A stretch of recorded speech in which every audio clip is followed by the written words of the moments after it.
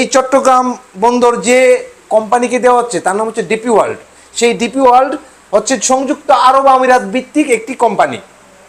এই কোম্পানির যিনি সিইও ছিলেন সেই বিন সুলাইম পদত্যাগ করার পর যিনি সিইও হয়েছেন তার নাম হচ্ছে যুবরাজ নারায়ণ।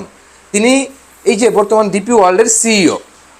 এবং তারপরে শুধুমাত্র সিইও যে ভারতীয় বিষয়টা এরকম না, আরও অনেক গুরুত্বপূর্ণ দায়িত্বে আরও ভারতীয়রা রয়েছেন। সে ভারতীয়রা যদি আমি বলি, ডিরেক্টর অনেকে আছেন ভারতীয়। ডিরেক্টরের মধ্যে আছেন দীপক পরখ, বিজয় মালহোত্রা, এবং যে এটার যে chief financial officer Anil Mohta, global chief operating officer যিনি, তিনি হচ্ছেন আবার গণেশ রাজ, এবং প্রদীপ দেশাই ভারতীয় চিফ টেকনোলজি অফিসার।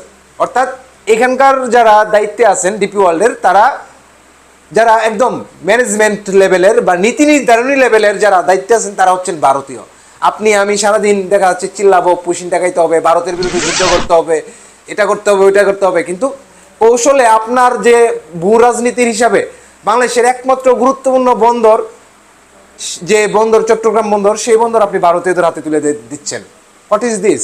সবার আগে বাংলাদেশ এই কথা বলা হচ্ছে, এই কথা বলার পরেও যদি এই বন্দর ডিপি ওয়ার্ল্ডের হাতে তুলে দেওয়া হয়, তখন কিন্তু আর এই যে পলিসি যে সবার আগে বাংলাদেশ, এটা কিন্তু প্রশ্নবিদ্ধ হয়। আপনারা জানেন যে ইরান আমেরিকা যুদ্ধে আমেরিকার ঘাঁটিতেই শুধু অ্যাটাক করা হচ্ছে, নাকি ইসরায়েলের বিভিন্ন ঘাঁটিতে, যেটা হচ্ছে আপনার এই সংযুক্ত আরব আমিরাত, সেখানে কি হামলা করা হচ্ছে না? করা হচ্ছে।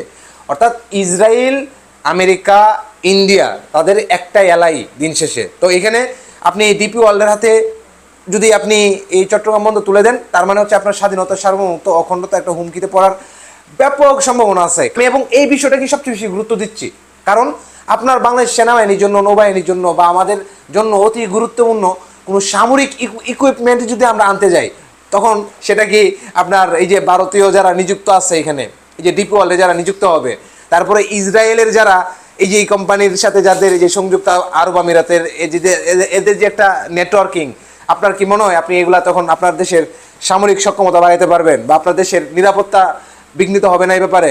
তো আমার কাছে সবচেয়ে গুরুত্বপূর্ণ বিষয় এটাই।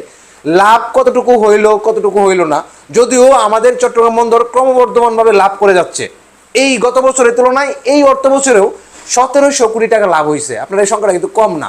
অর্থাৎ এখানে যদি আমরা আরও অন্যান্য সাপোর্ট নেই, চীনের কাছ থেকে সাপোর্ট নেই, তখন এই চট্টগ্রাম বন্দরকে আমরা কিন্তু এটা আরও অনেক অনেক উপরে নিয়ে যেতে পারবো, এবং স্বাধীনতা, সার্বভৌমত্ব, নিরাপত্তাও একটা মানে আমরা একটু রিল্যাক্সে থাকতে পারবো। তো এমত অবস্থায় সরকারের কাছে আমাদের আহ্বান থাকবে যে চট্টগ্রাম এই বন্দর কোনোভাবেই ডিপি ওয়ার্ল্ডের হাতে তুলে দেওয়া যাবে না।